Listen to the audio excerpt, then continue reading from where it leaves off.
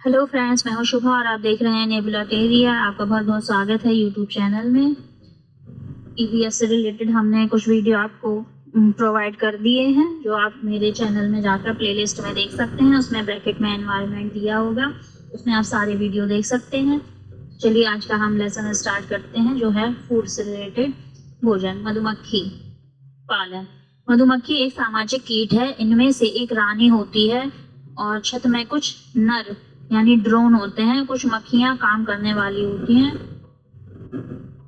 मधुमक्खी ज्यादातर लीची के फूल पर मंडराती है। अगर आपसे पूछा जाता है कि मधुमक्खियों को कौन से फूल ज्यादा पसंद है, तो लीची के फूल उन्हें सबसे ज्यादा पसंद आते हैं।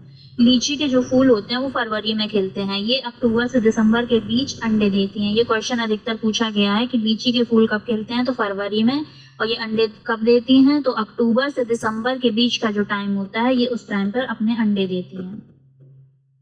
छत्ते में एक रानी मधुमक्खी होती है, कुछ नर मधुमक्खियां होती हैं और बहुत सारी मक्खियां होती हैं जो काम करती हैं। जब एक मधुमक्खी को रस का पता चल जाता है तो वो एक तरह का नृत्य करती है, जिससे दूसरी मक्खियों को पता चल जाता है कि वहां पर रस है। मधुमक्खी पालने हेतु बॉक्स का प्रयोग किया जाता है, जिसकी कीमत देखिए, ये सारे बॉक्स हैं, जिसकी एक बॉक्स की कीमत कितनी होती है, तो 2000 रुपए होती है। जिसमें क्या है, चीनी का मीठा घोल भी डाल देते हैं। दवा भी छत्ते को साफ करने हेतु काम में आती है। इसमें क्या है, देखिए ये डाल रहे हैं, क्या है, चीनी का घोल डाल रहे हैं और इसको क्या है, दवा से साफ भी किया जाता है। और शहद के एक बक्से में कितना शहद निकल आता है, तो 12 किलो इसमें शहद निकल आता है एक बक्से में। मधुमक्खी के डंक में फॉर्मिक एसिड होता है। यह है उसका डंक, क्या है, फॉर्मिक एसिड होता है। इस डंक के असर को कम करने के लिए क्या क्या लगाया जाता है, चूना, साबुन और लोहा। अगर आपसे क्वेश्चन किया जाता है तो आप याद रखें, चूना, साबुन और लोहा इसके असर को कम करने के लिए लगाया जाता है। अब आता है सामाजिक कीट। चींटियां, दीमक व ततैये भी समूह में रहते हैं। इनके डंक में भी फॉर्मिक एसिड पाया जाता है। चींटी भी एक कीट है।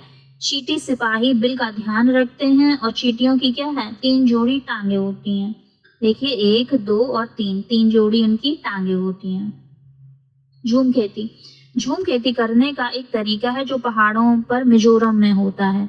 लॉटरी द्वारा खेती की जमीन देने की प्रथा मिजोरम में चलती है।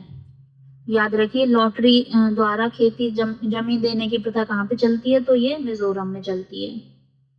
झूम खेती में एक फसल कटने के बाद जमीन को कुछ साल के लिए आराम करने हेतु छोड़ दिया जाता है, ताकि जमीन की जो उर्वरा शक्ति है वो बढ़ सके। इस जगह जो बांस या जंगल उगाता है, वो क्या है, उसे उखाड़ते नहीं है, बस गिराकर उन्हें जला देते हैं। फिर जब इस जमीन में खेती की बारी आती है, तो जमीन को क्या है, जोता नहीं जाता है, बल्कि जमीन को हल्के से हिलाकर बीज क्या है, उन्हें छिड़क देते हैं। एक ही खेत में अलग अलग तरह के बीज, जैसे मकई, सब्जियां, मिर्च और चावल क्या है, बो दिए जाते हैं। चिराव नाच, ये क्या है, ये मिजोरम में किया जाता है। अगर आपसे पूछा जाए कि चिराव कहाँ पे होता है, तो मिजोरम में होता है। और मिजोरम में ही ध्यान रखे, बांस के बर्तन होते हैं। ये देखिए, ये बांस से बने हुए बर्तन हैं। तो फ्रेंड्स, आज के लिए इतना ही। उम्मीद करते हैं ये लेसन आपको पसंद आया होगा।